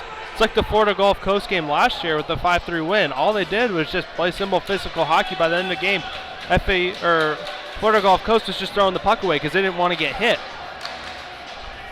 Rebound is there in the crease, and a collision right in front. And Sean Williams is able to gather the loose change. Embry-Riddle is 2 for 6 on their current power play chances, this being their 7th power play of the night. 12:40 left in period 3, a 5-2 lead for Embry-Riddle. They still trail in the shot category 39-30. A minute and 55 seconds of power play time remains. And it will get all the way out to the neutral zone. Jack Boken already has 1 goal tonight, wants a little bit more. He's bodied right at the blue line, and it's sent all the way down the ice. And the Eagles faithful wanting a slashing or an interference call. There's a stick loose back in the FAU zone that's picked up by the linesman. And the Eagles come back on a 5-on-4 breakout, and it's turned right over to the Owls, given right back to Letarte. Letarte down the left wing while on the power play. Evades the body, walks in, shoots, it's blocked. Rebound, far side, coming near side, and Usiak was not ready for it. Boken to the far side for Bridges. Down low for Austin, back up top for Bridges. Colin walking the blue line, a shot wide of the near side post. Williams didn't even see it. Usiak down low into the corner for Letarte. Adam Letarte walking up high, takes a shot that's blocked away. Usiak down below the goal line. 53 seconds of power play time. Usiak near side for Boken, off his left skate to his stick. Boken below the goal line. Looks for an option. Comes out the far side. Up to the blue line for Bridges. Back far side for Jack Boken, who's dead tired at the end of his shift. Boken walking in, gets it down low. Up top for Letarte. Got to get a shot off soon or this possession means nothing. Hooked on the play is Letarte, that's a penalty. And the Owls will touch up. And we will have 20 seconds of 5-on-3 Eagles power play time. You know, I was going to say that they got to be careful on this power play because they didn't make a single line change and they had possession the whole time, but that penalty was going to expire and they were going to have those guys trapped out there. until Adam Letarte does a good job drawing another penalty. And it was incredible job by that second power play unit to just keep the puck to the outside and tire out those penalty killers, and the crowd loves it.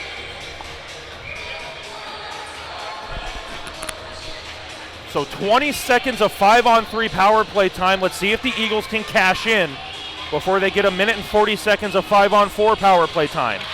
Face-off win by the Eagles, kept at the blue line by Kaufman. Down low for Marks, back up top for Wyatt Ebner. His shot, rebound is here for Marks, and it bounced over his stick.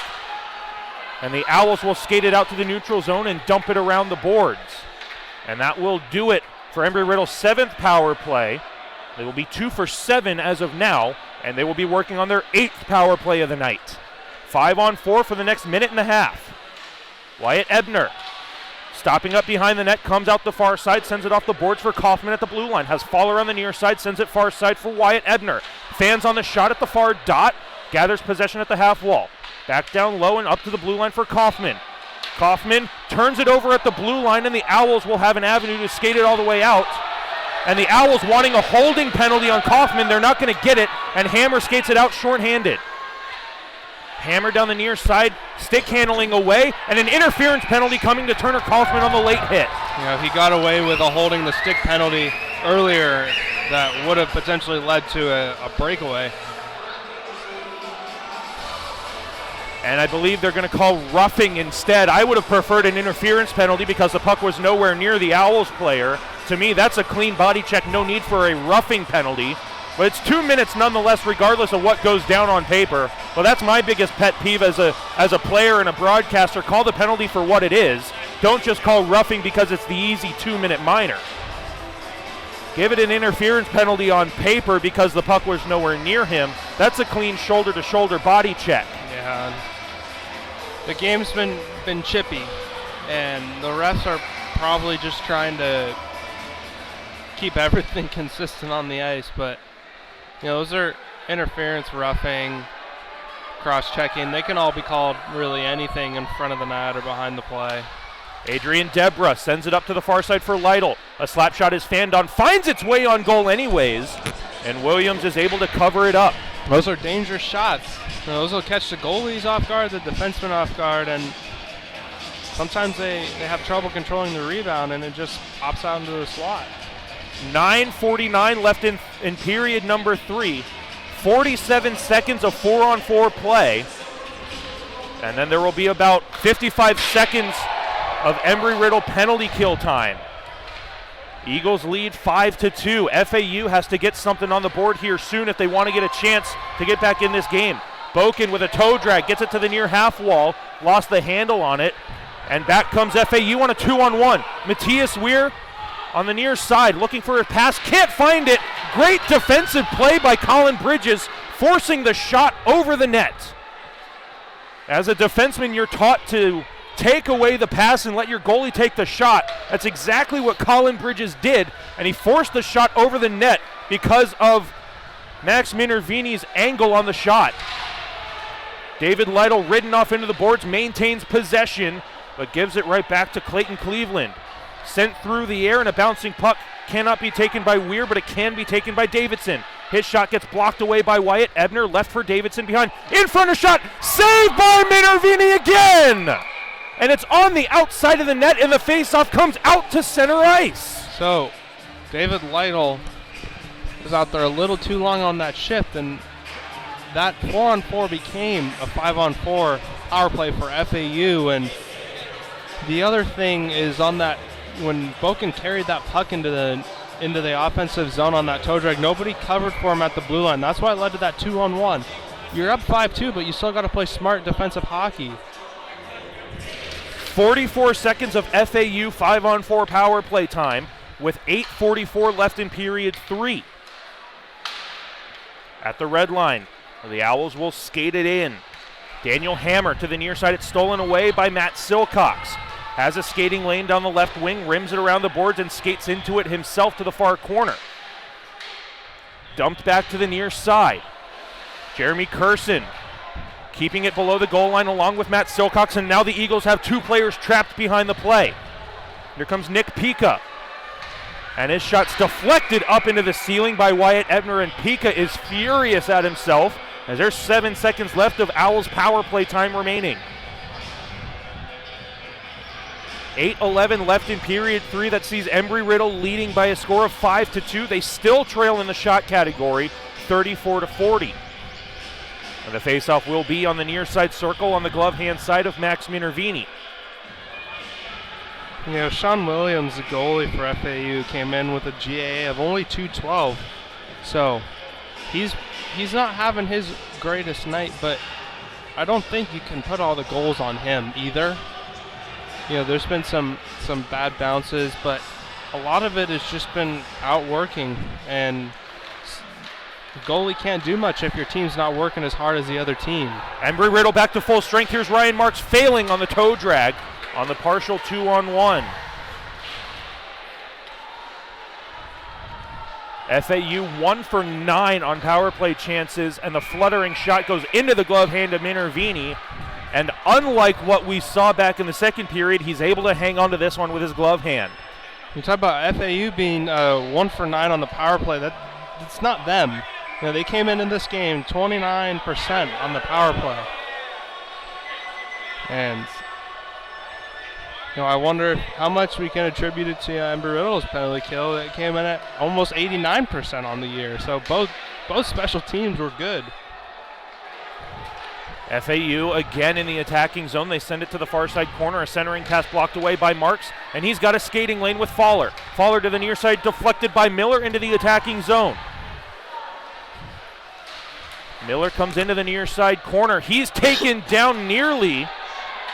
They still battle on the near side corner. It comes out for Hawtaw. Hawtaw with a shot. It's loose there in the crease as Hawtaw ran over Friedman getting in there. And now a stretch pass.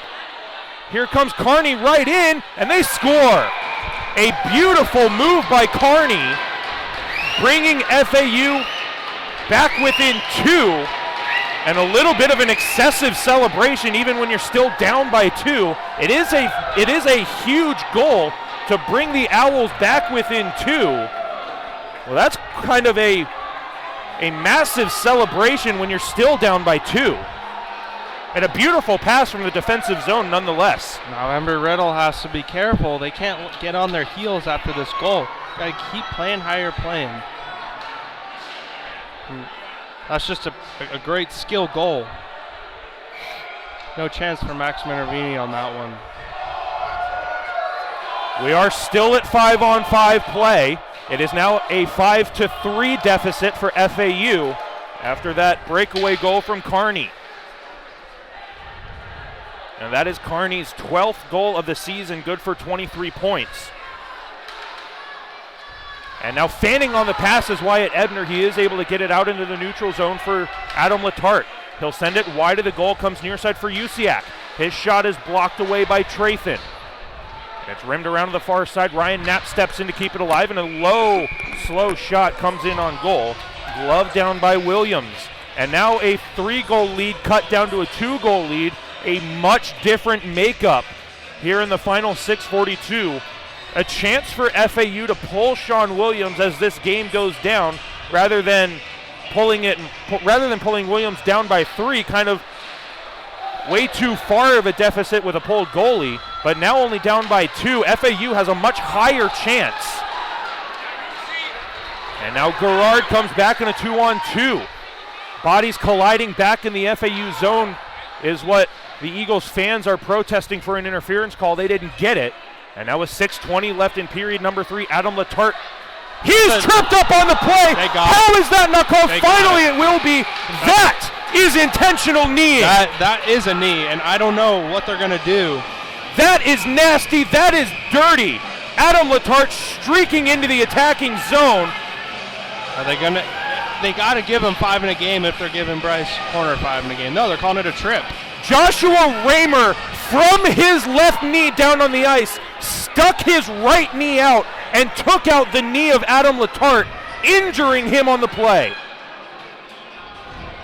There is absolutely no reason this should not be a 5-minute major in game misconduct when Bryce Corner gets the same thing. I get it. If Corner got called for 2 minutes, sure. keep it consistent, but you got to call the same thing. And Bob Joyce is not happy on the bench either. I mean, he didn't get it. Anthony Galante doesn't understand it either. I'm sure that's what Ryan Marks is asking him. Why are you calling our guy 5 in a game and giving him 2 minutes? And a 5-minute power play would be critical on the clock with only 6 minutes and 10 seconds left in the third period. Now both captains getting somewhat of an explanation. Ryan Marks doesn't like it. And I believe Cleveland is just there for moral support from the referees, telling him, hey, we need to calm it down. Otherwise, this is going to get out of hand. And we've still got another game to play tomorrow. Both of these teams will see each other at 4:30 tomorrow. But I do not understand. I would see this being just a 2-minute tripping penalty if it was a 5-3 game with 6 minutes left, a tight game. If you did not give Bryce Corner a 5-minute major in game misconduct for the same thing earlier. That consistency that I say is key. I understand the 2-minute minor for tripping if the 5-minute major in game misconduct was not called back in the second period. I don't have any words anymore. I mean, yeah. And we're just lucky that Adam Letarte is not seriously injured on that play. Yeah, and that was one thing. I mean, he doesn't look like, he's getting looked at on the bench, which is a very good sign, as he's a big part of that second line and that second power play unit with his speed. So it is 2 minutes of power play time for Embry-Riddle with 6 minutes left in period 3. They have possession in the attacking zone.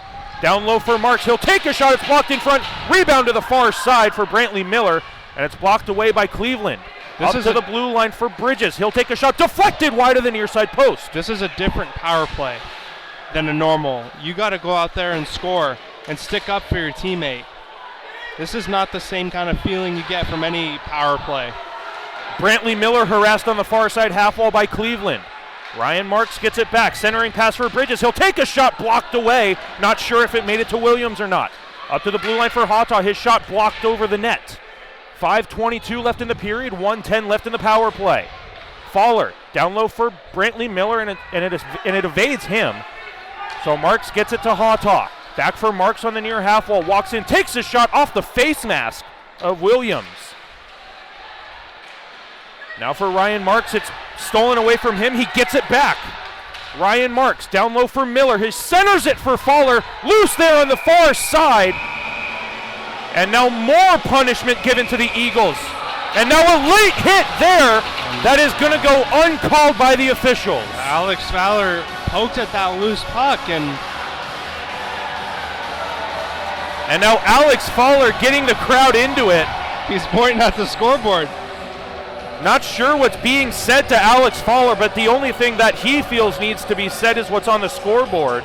But you can't make it that boisterous and that blatant. Yeah. You got to say it with your actions, not by pointing at it. You got to finish the game and say it on the scoreboard when the clock says 0. And that's they gotta be careful. You still have 5 minutes of hockey left. 4:56 remaining in period 3. Still 46 seconds of power play time for the Eagles. Usiek with a shot. Pad save, rebound there on the far side for Kaufman. Couldn't get a shot. Davidson wants a stretch pass. He's going to get it, but he can't corral it through the air. A 5-3 lead for Embry-Riddle. Wyatt Ebner dumps it off the glass and gives chase himself into the near corner. Battling 1-on-2, and it's rimmed up and out of the zone. Usiek was too far away from the wall to corral it. That will bring the clock down to 15 seconds left on the Eagles' power play, their third of the period. And Austin will dump it off the end boards, and that will be the end of the Eagles' power play.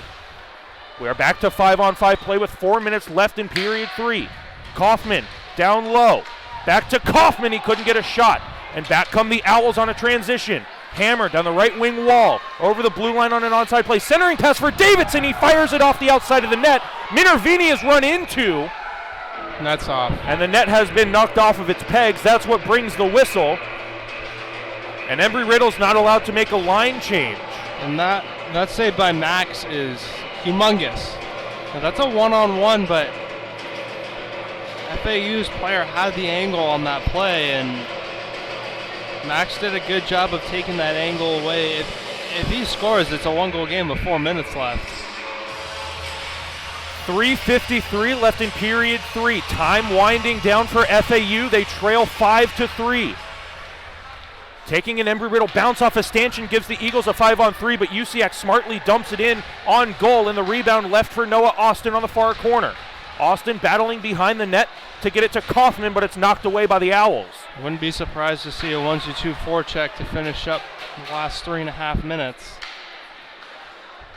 Austin cannot keep it in the attacking zone, and the Owls send it back out to neutral ice. Bouncing puck will be waved off on the icing as Hammer won the race to the dots. Embry-Riddle making a 3-man line change.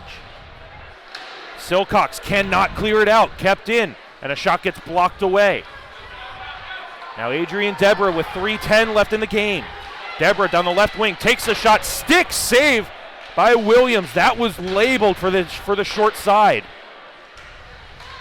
And it's dumped right back where it came from. This is exactly what Embry-Riddle needs to do. Just dump it in forecheck. No need to be that fancy, as Silcox cannot keep it alive, and it's in the feet of Lytle. And it's taken right out by Carney. Carney to the far side.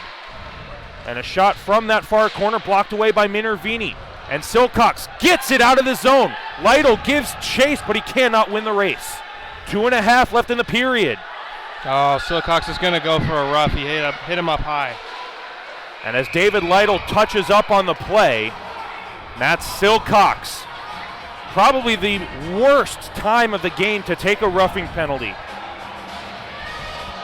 He just got to keep his hands lower. He was fine. The hit timing was fine. But he just had his hands up high, and he got towards the face of... And a timeout called by FAU here with 2:25 left in the third period. A 5-3 lead for Embry-Riddle, but a fresh 2-minute power play for the Owls. I think that they're going to run a 6-on-4 here. And there's the argument with pulling your goalie on a power play because, one, the team on the penalty kill can just fire at the net free will, not to worry about icing. However, you get that 2-man advantage instead of 1. And the argument with being able to fire it down the ice at the net with no consequences is it kills time. So, I'm curious to see what they're going to do here. And like you said, it is a little bit of a catch-22, where you either get that 6-on-4 man advantage. You like to have that second player, especially having one doing nothing but standing in front of Minervini. If I'm the Owls coaching staff, if I'm Scott Anderson, I'm putting the captain, Clayton Cleveland. I know he plays defense, but he's the tallest player out on that team. I'm having him do nothing but stand in front of Minervini and just having him be a screen. And Sean Williams will stay in the net. So it's going to be a 5-on-4 for the time being. I wonder if what they're going to do is see if they win the faceoff. If they win the faceoff, he's going to go, and if they lose, he's going to stay and try to play that puck up, save as much time as he can. We'll just have to wait and see, as there's 2:25 left in period 3. A 5-3 lead for Embry-Riddle, trying to preserve the 2-goal lead. They have a 2-minute penalty kill to deal with. Battled for right at the faceoff dot, taken out by the Owls, saved by Minervini on the sharp angle. Now Sean Williams looking to the bench for instruction, stays 5-on-4. Carney on the near side, backhander blocked away by Ebner. Loose in the high slot, diving play by Fowler, gets it to the neutral zone. Marks gives hard chase, knocks his man down, trying to get it away from Friedman. And the Owls are able to get possession for Carney. 1:50 left in the third period, turned over to Alex Fowler. And he cannot get possession away from Matthias Weir. Up the near side for Carney again. Over to the far side, and here goes Williams to the bench, and it's taken away by Marks. Marks has an open net, and it goes wide. Man. He got tripped up. There's no call. I think officials were too focused on the too many men illegal substitution call. The Owls player did not come off the bench, so the only thing unfortunate for the Owls is that they had Williams out past the top of the circles. No penalty for too many men needed. There he goes now. So it's 6-on-4 for the next 43 seconds. 1:06 left in the game. A 2-goal lead for the Eagles as a shot goes over the net, over the glass, and out of play. 62 seconds left in the game. Eagles lead 5-3. They still have 37 seconds of penalty kill time. And Sean Williams is on the bench. The goaltender for FAU is out of his net. So it is 6-on-4 on the ice. Bob Joyce not using his timeout. And it looks like because the shot did not deflect, it brings the faceoff out to the neutral zone. So a good break for the Eagles. Shots 43-39 in favor of FAU. Not sure what's going on here.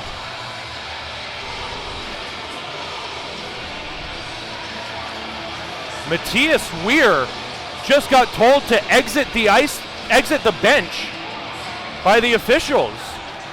You know what? He doesn't have earpieces on his helmet. I wonder if they're tossing. No, because nobody else does either. I don't know what's going on. And now Matthias Weir not keeping his composure, giving it to the Eagles fans who are giving it right back. Not sure why Matthias Weir got taken out of the game. That is the second leading goal scorer for FAU. I don't know why they're not protesting more. There's got to be an explanation that we don't know. But Matthias Weir is not in this game for FAU in the dying minute. 51 seconds left in the game. Eagles clear it out, and it's still a penalty kill. It's wide of the net, but no icing. Still 19 seconds of Eagles penalty kill time. Left for Friedman, coming over the attacking blue line. Coming into the high slot, Pika with a shot blocked in front. David Lytle with 9 seconds on the penalty kill, sends it all the way down. 26 seconds left in this game. Eagles lead 5-3, and we're back to full and even strength. Pika walking right in, 6-on-5. Adam Letarte is back on the ice. 15 seconds left in the game. Empty net for FAU. They trail by 2. 10 seconds left in the game. Puck is held on the near side half wall. Backhander is blocked. Kaufman gets it out. Embry-Riddle has done it. The biggest win in program history. They take down the number 1 seed FAU Owls 5-3. The Owls get their first loss of the season. Embry-Riddle, a 5-3 victory, the biggest in program history. This is exactly like the Florida Gulf Coast game last year, and it's simple. Embry-Riddle outworked FAU, and that's why they were victorious in this game. When skill does not work hard, working hard will beat skill every day. The will and the want to win was evident from Embry-Riddle from start to finish. They got down 1-0 early, and an Embry-Riddle of 2 years ago would have let that derail them to an 11-1 loss. Instead, they rallied back, get a 2-1 lead going into the second period. FAU ties it up 2-2, and then Embry-Riddle took a 3-2 lead going into period 3 and never looked back. Through all of the adversity, through a 5-minute major penalty to Bryce Corner, to a 5-on-3 for 30 seconds on that same penalty. All of the adversity against them, against the number 1 team in the South Division. And they escape, but they run FAU out by a score of 5-3. And you know, tomorrow's game is going to be even bigger than tonight's. And I'm curious to see how FAU's going to come out. Just listen to the crowd, how loud they are. And it's going to be a character game for both teams. For FAU, it's a chance to prove why they are the number 1 rank in the South Division. For Embry-Riddle, it's a chance to prove that it's not a fluke, that they can be at the top of this South Division in the rankings, that they can battle with the best of them, and a program turnaround and a program-defining victory. And for Jordan Shepard, I'm Nick Gimbel. Max Minervini picks up his 3rd win of the season by a score of 5-3. And Embry-Riddle with that 5-3 victory over Florida Atlantic University.